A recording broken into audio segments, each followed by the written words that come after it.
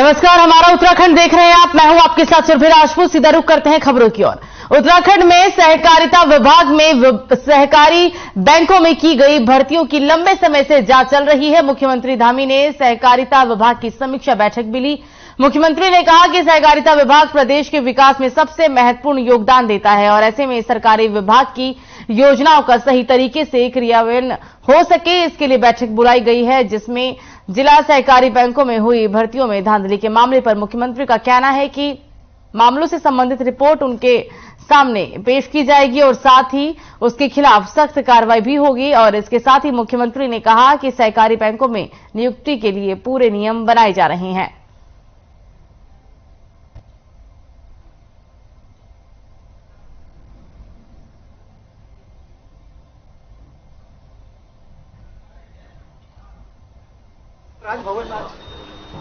जहां जहां पर भी भर्तियों में गड़बड़ियां हो रही हैं, आपको मैं कहना चाहता हूं आपके माध्यम से कि सभी जगह जहां भी गड़बड़ियां होंगी उन सब पर कार्रवाई होगी, लेकिन जांचोपरांत होंगी। जांच में जहां भी आएगा हम अपने बेटे बेटियों से, अपने भाई बहनों से प्रदेश के कहना चाहते हैं कि इस दिशा में जो हमने शुरू से प्रयास किए हैं वो प्रयास हमारे तब तक चलते रहेंगे जब तक यहाँ पर संपूर्ण पारदर्शिता न हो जाए, संपूर्ण जो गड़बड़ियां हैं वो ठीक न हो जाए और भविष्य के लिए एक अच्छा खाका न बन जाए, जिससे कि 100 मोटों में आकर सभी परीक्षाएं निष्पक्ष हों, पारदर्शिता से हों और किसी बिना गड़बड़ी के हों। तो विधानसभा में कर्मचारियों की नियुक्ति के मामले में सियासत गर्मा गई है। पूर्व कैबिनेट मंत्री हरक सिंह रावत की ओर से दिए गए भर्ती कराने में पैसे के लेन देन के मामले में मुख्यमंत्री पुष्कर सिंह धामी का भी बयान सामने आया। सीएम ने कहा कि विधानसभा में हुई भर्ती पहले ही निरस्त की जा चुकी है और पूरा मामला न्यायालय में विचाराधीन है। बता दें कि बीते रोज हरक सिंह रावत ने विधानसभा में हुई कर्मचारियों की नियुक्तियों के मामले में सरकार पर गंभीर आरोप लगाए थे। वहीं कैबिनेट मंत्री गणेश जोशी ने हरक सिंह रावत पर तंज भी कसा था। गणेश जोशी ने इस दौरान कहा था कि हरक सिंह रावत को गढ़वाल का शेर कहा जाता है, लेकिन शेर की हालत अब क्या हो गई है वो सबके सामने है।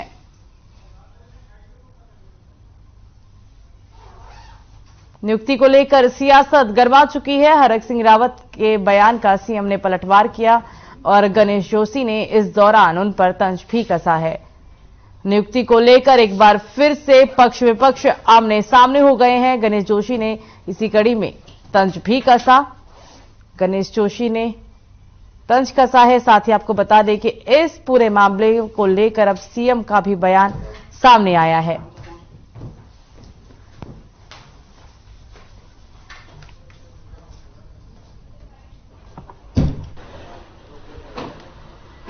अब हरक सिंह जी में मैं कोई टिप्पणी करूं तो शायद उचित नहीं होगा, क्योंकि एक तो मेरे बहुत पुराने मित्र भी रहे हैं वो, और आज जिस हाशिए पर वो खड़े हैं, गलत निर्णय कह दूं या अति अविश्वास कह दूं, कभी वो अपने को उत्तराखंड का शेर कहा करते थे और आज शेर की क्या स्थिति आप बेहतर जानते हैं, तो इतना ही बहुत है।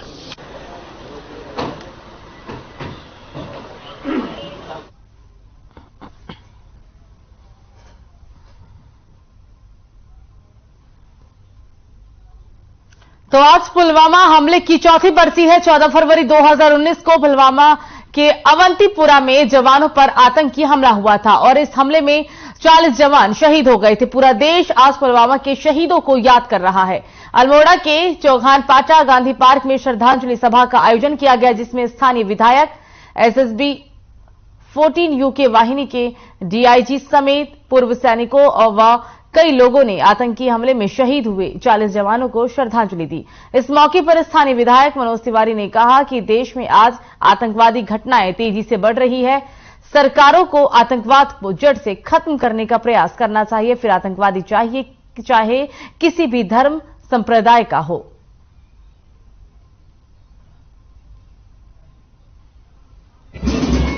देखिए, सर्वप्रथम आज उस पुलवामा कश्मीर में जो आतंकवादी के द्वारा हमारे लोगों को मारा गया था, उसका शहादत दिवस हम लोग मना रहे हैं। उसमें उन महान अपने सेनानियों का, अपने उन सैनिकों का को श्रद्धा सुमन अर्पित करता हूं अपनी ओर से और अपने क्षेत्रवासियों की ओर से। और मैं चाहे वो सीमाओं में जो हमारे सजग प्रहरी के रूप में अपनी सेवाएं दे रहे हैं, उनके जज्बे को सलाम करता हूं।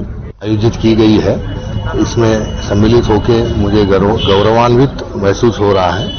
इन सभी शहीदों को हमारा नमन है और श्रद्धांजलि है।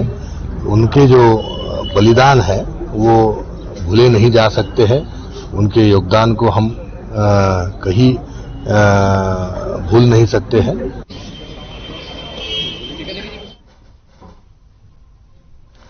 तो खबर चमोली से, जहां पिंडर घाटी के जंगलों में मृग के शावक को घायल अवस्था में मिला है। बता दें कि दरअसल एक महिला चारा लेने के लिए जंगल गई थी। इस दौरान उसे शावक दिखा, जिसके बाद वो उसको अपने घर ले आई थी, जिसकी सूचना महिला ने गांव के सामाजिक कार्यकर्ता हीरा सिंह गढ़वाली को दी, जिसके बाद मृग के बच्चों को पशु चिकित्सालय उपचार के लिए भेजा गया। इस खबर को हमारे चैनल ने प्रमुखता के साथ प्रसारित भी किया था, जिसका बद्रीनाथ वन प्रभाग के प्रभागीय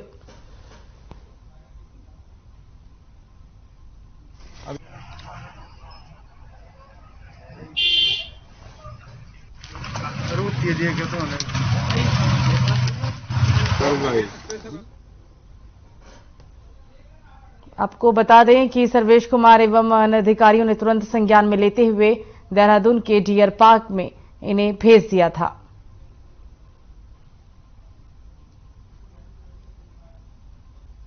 3 महीने के बीच का बच्चा है और जंगल में माताजी हैं कोई वहाँ की श्रीमती दामती देवी पत्नी श्री बत्तावर सिंह जी, वो अपनी घास पत्ती के लिए गए होंगे जंगल में। तो ये बच्चा उनको कुछ माँ से अलग मिला। 6 तारीख को इन्होंने हमको बताया, सुबह श्री हीरा जी गढ़वाली जी ने हमको बताया कि काकड़ का बच्चा है, घायल अवस्था में है। तो इसको श्री गढ़वाली जी की और वो माता जी श्रीमती दामती देवी के सहयोग से जो है उनको पशु चिकित्सालय वाहन में ले जाया गया। जी ने जो है एक मिसाइल कायम की है हमारे उत्तराखंड को, हमारे प्रदेश को। उन्होंने एक अच्छा काम किया है। एक सारी दुनिया को पता लगा कि माँ का प्यार और माँ का दर्जा कैसा होता है। हमें भी उनसे सीख सीखनी चाहिए, सारे देश प्रदेश वासियों को जरूर कीजिएगा।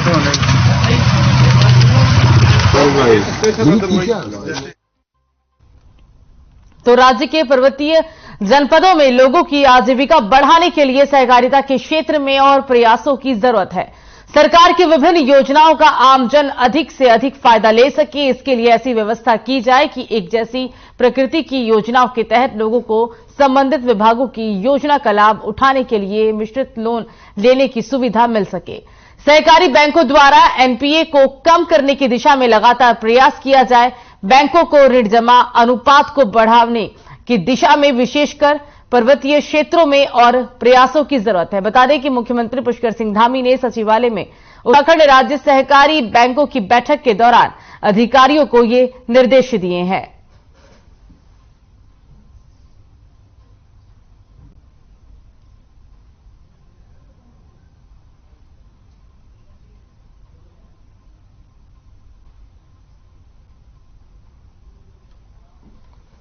तो उत्तराखंड में बेरोजगार युवाओं के मुद्दे पर सियासत जारी है। कांग्रेस मुख्यालय में आज 5वें दिन भी कांग्रेसियों का धरना प्रदर्शन जारी रहा।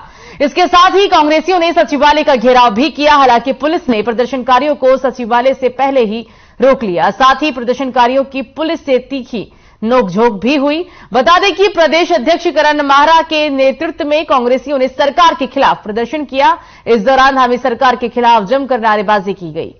इस प्रदर्शन में कांग्रेस के तमाम वरिष्ठ नेता उपस्थित रहे। नेता प्रतिपक्ष यशपाल आर्य, पूर्व नेता प्रतिपक्ष प्रीतम सिंह, पूर्व प्रदेश अध्यक्ष गणेश गोदियाल समेत पार्टी के तमाम वरिष्ठ नेता भी उपस्थित रहे। बता दें कि बेरोजगार युवाओं पर हुए लाठीचार्ज का जमकर विरोध किया गया। कांग्रेस प्रदेश अध्यक्ष करण माहरा का कहना है कि कांग्रेस इस आंदोलन को अब जिला और ब्लॉक स्तर पर करने जा रही है। साथ ही इस आंदोलन को 1 सप्ताह और बढ़ाया जा रहा है। कांग्रेस की मांग है कि सरकार जेल में बंद बेरोजगार युवाओं को बिना शर्त रिहा करे।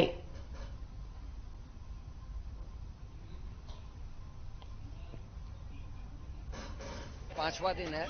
2 दिन मैंने और हरीश रावत जी ने इसको किया और उसके बाद गणेश गोदियाल जी और मनीष खंडूरी जी ने लीड किया। कल कुंदन जो हमारे नीरज कुंदन हैं राष्ट्रीय अध्यक्ष एनएसयूआई के, उन्होंने लीड किया था। आज आदरणीय यशपाल आर्या जी के नेतृत्व में यूथ कांग्रेस सहयोग से आज का आंदोलन है और हम इसको 7 दिन खींच रहे हैं और साथ में हमने अब जिला स्तर पर भी इस आंदोलन को बढ़ाया है। हल्के हल्के हम इसको ब्लॉक लेवल पर, गांव लेवल पर लेके जाएंगे, क्योंकि सरकार हरधर्मिता पे अड़ी हुई है।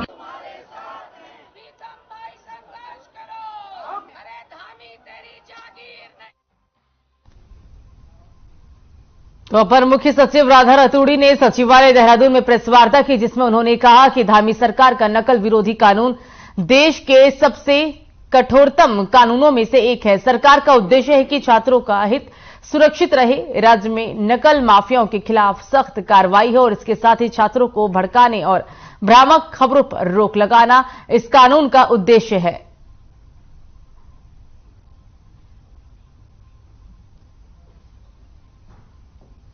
अभी हाल ही में जो नकल विरोधी कानून बनाया है, ये देश में जितने भी प्रदेश हैं, जितने भी राज्य हैं, उनमें सबसे सख्त कानून है और उद्देश्य राज्य सरकार का यही है कि छात्रों का जो हित है, युवाओं का जो हित है, जो अभ्यर्थी प्रतियोगी परीक्षा दे रहे हैं, उनके हित से कोई भी अगर खिलवाड़ कर रहा है या कोई अनुचित तरीके इस्तेमाल कर रहा है किसी भी आयोग में या किसी भी संस्था के द्वारा, कोई कोचिंग सेंटर या कोई प्रिंटिंग प्रेस या कोई भी व्यक्ति यदि प्रतियोगी परीक्षाओं से संबंधित किसी भी प्रक्रिया में अगर कोई अनुचित तरीका इस्तेमाल करता है या कहीं भी कोई गलत काम होता है, तो उसको रोकने के लिए ये नकल विरोधी कानून देश सरकार लाई है।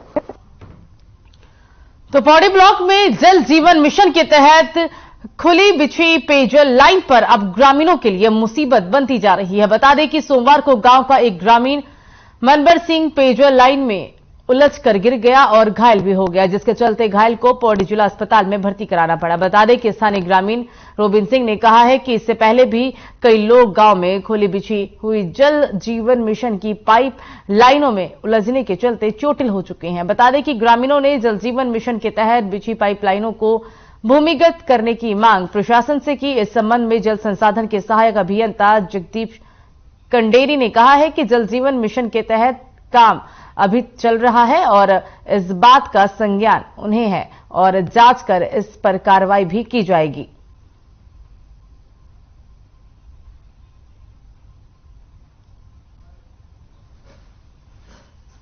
तो हमारे निसणी गांव में काम चल रहा है, उसमें मैंने अपने अधीनस्थ सभी जेईओ को निर्देशित कर दिया है कि यहाँ पे कोई भी जल जीवन मिशन की पूरी गाइडलाइन ही ऐसी है कि कोई कहीं दुर्घटना की तो बात दूर है, पाइप की सुरक्षा और शुद्ध पेयजल के लिए आवश्यक है कि आप सभी लाइन को दबाएं। कहीं पर भी अगर ऐसी स्थिति आती है और मेरे संज्ञान में ये चीज आती है तो उसका तुरंत निराकरण किया जाए। पहले जहाँ मैं जब भी विजिट पे जाता हूँ तो मेरे प्राथमिकता यही रही कि कोई भी पाइपलाइन ओपन हो, विशेषकर जहाँ पे रास्ते हों जहाँ से लोगों को आने जाने में दिक्कतों का सामना करना पड़े, तो ऐसा ना हो। सर, जल मिशन वालों की कमियां हैं, जिन्होंने की पाइप तो लगाए, घर पे कनेक्शन दिए, बट दबाए नहीं। ठीक है, मेरा सरकार से भी और विभाग से भी निवेदन है कि इन पे सख्त कार्रवाई होनी चाहिए जिन्होंने ये दबाए नहीं। इनका दबान होना चाहिए था, वो दबान का पैसा खा चुके हैं ठेकेदार लोग, जो भी है ये गलत बात है। ठीक है, और जो व्यक्ति गिर रखा है उसका आगे पीछे कोई नहीं है। और में जो है पेयजल जो लाइन है बिजली उसमें 2 बार पाइप लाइन जो है दबी हुई नहीं है, सब ऊपर रस्ता से ऊपर पे उठी हुई है। पेयजल वालों की हमारी कभी उन्हीं के जिन्होंने नल करने दबाए, चाहना क्या है उनको जो रास्ते से नीचे दबाए उनको, उनके लिए यही एक सुझाव है कि जितने भी नल ऊपर उठे हुए हैं वो सभी नल जो है नीचे होने।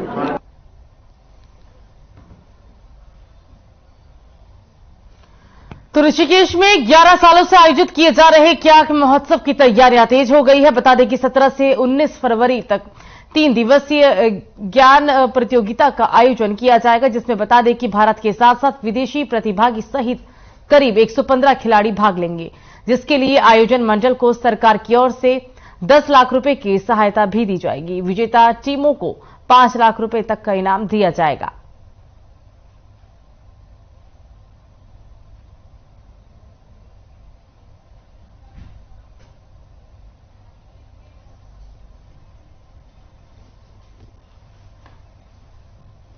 क्याक महोत्सव का आगाज होगा। तैयारियां जोरों शोरों से चल रही है और जो टीम इसमें जीतेगी उसे 5 लाख तक का इनाम दिया जाएगा। 115 खिलाड़ी इसमें प्रतिभाग लेंगे। क्याक महोत्सव का आयोजन होगा और इस आयोजन को लेकर बैठक भी की गई।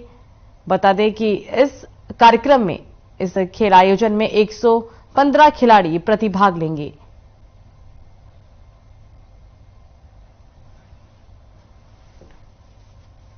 इसमें करीब लगभग हर एक कंट्री के लोग आ रहे हैं, लेकिन जो अभी तक आ चुके हैं हमारे पास, जैसे रशिया का है, सबसे बड़ा नंबर जो रशिया का है, इसमें हमारे नॉर्वे के हैं, हमारे इंग्लैंड के हैं, बहुत सारे कंट्री से मतलब हमें रिस्पांस आए हुए हैं। लेकिन अभी तक जो यहाँ पर पहुंच चुके हैं वो है रशिया के, इंग्लैंड के, नॉर्वे के लोग आ चुके हैं यहाँ पर। बाकी हमारे इंडियन कायाकर्स के जो भी जितने भी लोग हैं वो भी अभी प्रैक्टिस यहाँ पर कर रहे हैं। तो इस बार, पिछली बार हमारे पास करीब 100 से नीचे का नंबर था, पर इस बार हमारे पास 115 से 20 का नंबर है जो हमें यहाँ पर आएंगे। तो 120 तक के लोग आएंगे यहाँ पे।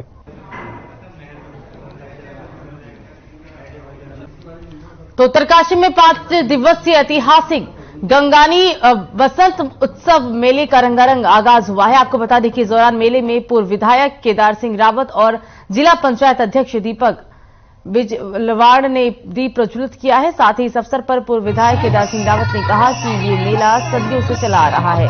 इस मेले से धार्मिक और सांस्कृतिक भावनाएं जुड़ी हुई हैं। वहीं मेला आयोजक के साथ जिला पंचायत अध्यक्ष दीपक बिजलवाड़ ने कहा है कि ये स्थल एक प्रयाग के रूप में प्रसिद्ध है, जिसकी अपनी पौराणिक धार्मिक महत्व भी है और पौराणिक संस्कृति की पहचान से ही हमारे क्षेत्रीय मेले में होते आ रहे हैं और इस मेले में लोगों को सांस्कृतिक कार्यक्रम भी देखने को मिलते हैं।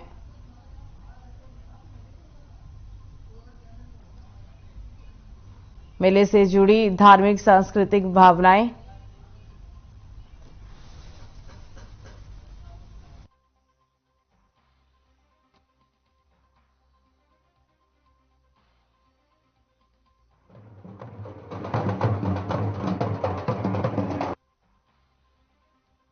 आगाज हुआ। हम आपको ये तस्वीरें दिखा रहे हैं उत्तरकाशी की।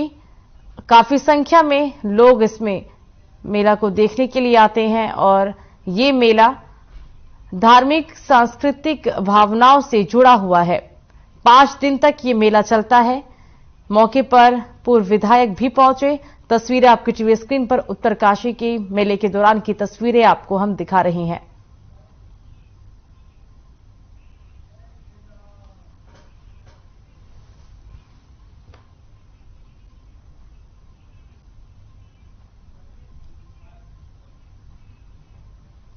और आज जो हमारे कुंड की जात्रा रही है, हमारी पौराणिक संस्कृति, सभ्यता और हमारी ऐतिहासिक महत्व का प्रतीक है और हमारे अंदर बड़े खुशी की लहर है कि जो 2 साल से ये मेला जो है आयोजित नहीं हो पाया था कोरोना काल की वजह से। इस बार जिला पंचायत के द्वारा पुनः इस मेले को आयोजित किया गया। मैं इसके लिए जिला पंचायत अध्यक्ष जी का भी अपनी ओर से और समस्त क्षेत्रवासियों की तरफ से आभार व्यक्त करता हूँ, धन्यवाद करता हूँ। राजनीति की बैंड तो तब चढ़ता अगर मैं इसमें कोई विरोध करता, दखलंदाजी करता। मैंने तो इसको प्रारंभ भी किया है, लेकिन क्यों ये रुक गया, ये तो अब जो वर्तमान प्रतिनिधि हैं उनकी जवाबदेही होनी चाहिए कि भाई कम से कम जो स्वीकृत योजना है उसको तो पूरा कराओ। हम कोई नई योजना तो आप जब करना तब करना, जो भी करना चाहें अपनी सोच के हिसाब से, लेकिन जो स्वीकृत योजना है जिसमें शासनादेश हो रखा है उसमें उसको कंप्लीट कराने में क्या दिक्कत? ये हमारा पौराणिक मेला है और इस मेले के जिला परिषद के द्वारा, जिला पंचायत परिवार के द्वारा स्वर्गीय राजेंद्र सिंह जी के नेतृत्व में किया गया था और आज हम उसी रूपरेखा को आगे बढ़ाने का काम कर रहे हैं। और आज इस मेले का आगाज हो चुका है। क्षेत्रवासियों में खासा उत्साह इस बात को लेकर है और मेरे निवेदन भी है जनपद वासियों से, क्षेत्रवासियों से कि आप सब लोग बढ़ चढ़कर इस मेले की दिव्यता और भव्यता की पवित्रता को बनाए रखने के लिए आप अधिक से अधिक संख्या में इस मेले में आए।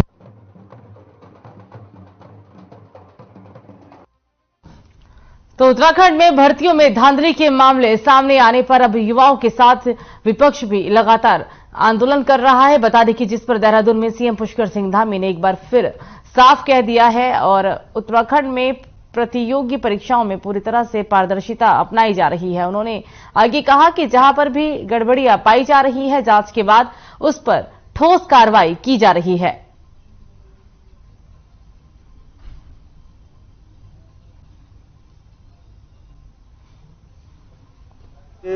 उस पर चूंकि पहले ही भर्तियां निरस्त हो गई हैं और अब माननीय न्यायालय में है, इसलिए मैं समझता हूं कि एक तरह से वो मामला बहुत पहले ही माननीय न्यायालय के अधीन होकर चल रहा है। उस पर कोई भी कमेंट करना मैं बहुत ज्यादा वो नहीं समझता। जहां जहां पर भी भर्तियों में गड़बड़ियां हो रही हैं, आपको मैं कहना चाहता हूं आपके माध्यम से कि सभी जगह जहां भी गड़बड़ियां होंगी उन सब पर कार्रवाई होगी, लेकिन जांचोपरांत होंगी। जांच में जहां भी आएगा हम अपने बेटे बेटियों से, अपने भाई बहनों से प्रदेश के कहना चाहते हैं कि इस दिशा में जो हमने शुरू से प्रयास किए हैं वो प्रयास हमारे तब तक चलते रहेंगे जब तक यहाँ पर संपूर्ण पारदर्शिता न हो जाए, संपूर्ण जो गड़बड़ियां हैं वो ठीक न हो जाए और भविष्य के लिए एक अच्छा खाका न बन जाए, जिससे कि 100 मोटों में आकर सभी परीक्षाएं निष्पक्ष हों, पारदर्शिता से हों और किसी बिना गड़बड़ी के हों। तो आज पुलवामा हमले की चौथी बरसी है। 14 फरवरी 2019 को पुलवामा के अवंतीपुरा में जवानों पर आतंकी हमला हुआ था। इस हमले में 40 जवान शहीद हो गए थे। पूरा देश आज पुलवामा के शहीदों को याद कर रहा है। इसी कड़ी में अल्मोड़ा के चौघान पाटा गांधी पार्क में श्रद्धांजलि सभा का आयोजन किया गया, जिसमें स्थानीय विधायक, एसएसबी 14 यूके वाहिनी के डीआईजी समेत पूर्व सैनिकों व कई लोगों ने आतंकी हमले में शहीद हुए 40 जवानों को श्रद्धांजलि दी। साथ ही मौके पर स्थानीय विधायक मनोज तिवारी ने कहा कि देश में आज आतंकवादी घटनाएं तेजी से बढ़ रही है। सरकारों को आतंकवाद को जड़ से खत्म करने का प्रयास करना चाहिए, फिर आतंकवादी चाहे किसी भी धर्म संप्रदाय का क्यों ना हो।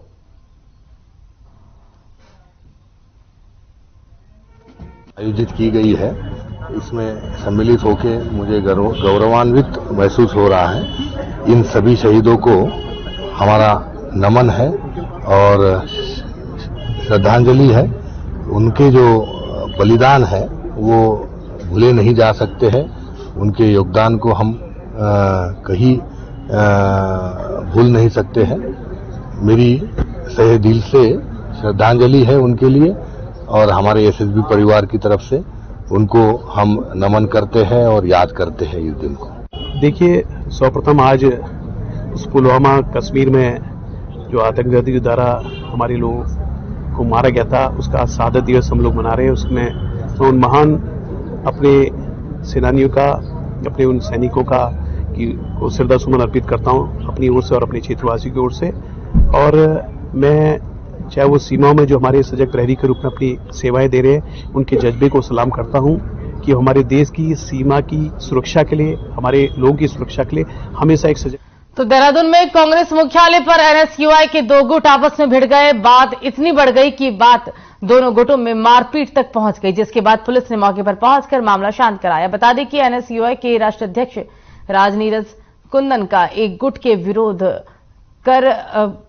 गुट ने विरोध शुरू कर दिया था और थोड़ी देर में मामला बढ़ गया और एनएसयूआई के दो गुटों में मारपीट भी शुरू हो गई। दोनों गुट लड़ते हुए बीच सड़क पर जा पहुंचे, जहां पुलिस ने किसी तरह मामले को शांत कराया। वहीं अब बीजेपी प्रवक्ता विनोद सोयाल का बयान भी सामने आया। उन्होंने कहा कि जनता ने कांग्रेस और उसकी विचारधारा को नकार दिया है। अब ये पार्टी नहीं, सिर्फ एक गिरोह बनकर रह गई है। उन्होंने कहा कि जिस तरह से कांग्रेस कार्यालय में एनएसयूआई के हंगामे पर यह भी कहा कि इनके सभी पदाधिकारी अपराधी किस्म के व्यक्ति हैं।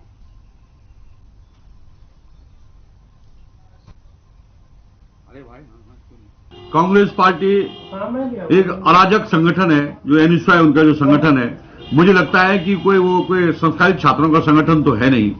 उन्होंने जो है तो उसमें विभिन्न प्रकार के असामाजिक तत्व इकट्ठे कर रखे हैं और उन असामाजिक तत्वों ने अगर एक दूसरे की मार पिटाई कर दी तो उसमें कोई बहुत बड़ी बात तो है नहीं।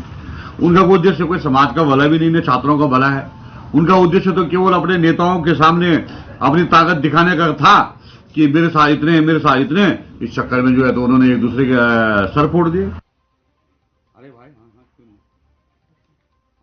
यूआई के दो गुट आपस में भिड़ गए थे। हालांकि जब पुलिस को इस बात की सूचना मिली तो पुलिस ने पूरे मामले को शांत कराया और इसी कड़ी में विनोद सुयाल का एक बड़ा बयान सामने आया। उन्होंने कहा कि कांग्रेस कोई पार्टी नहीं बल्कि सिर्फ एक गुट बनकर रह गई है। ये बड़ी बात विनोद सुयाल ने कही है।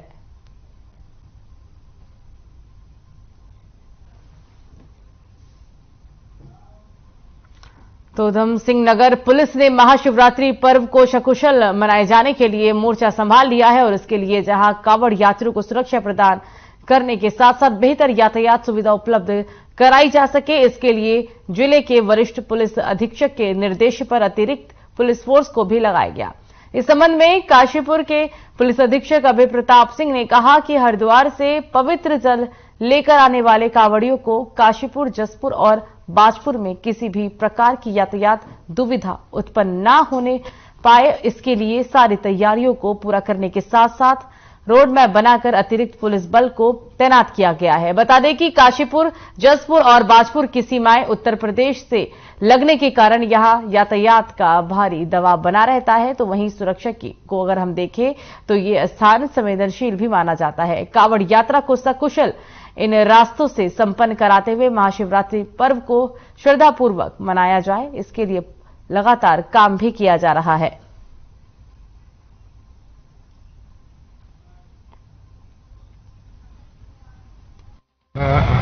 शुरू हो चुकी है और जो पवित्र हमारा पर्व है महाशिवरात्रि का वो 18 को होने वाला है, जिस दिन भगवान के शिवालयों में जल चढ़ाया जाएगा। इसके संबंध में हमने व्यापक तैयारी करी है।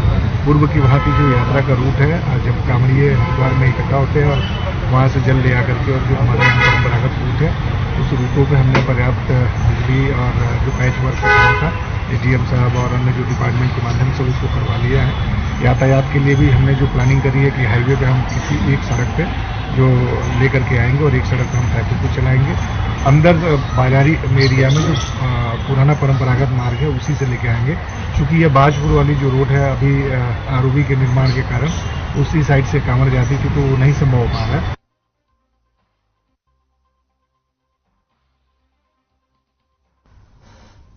तो फिलहाल खबरों में मुझे दीजिए इजाजत। नमस्कार।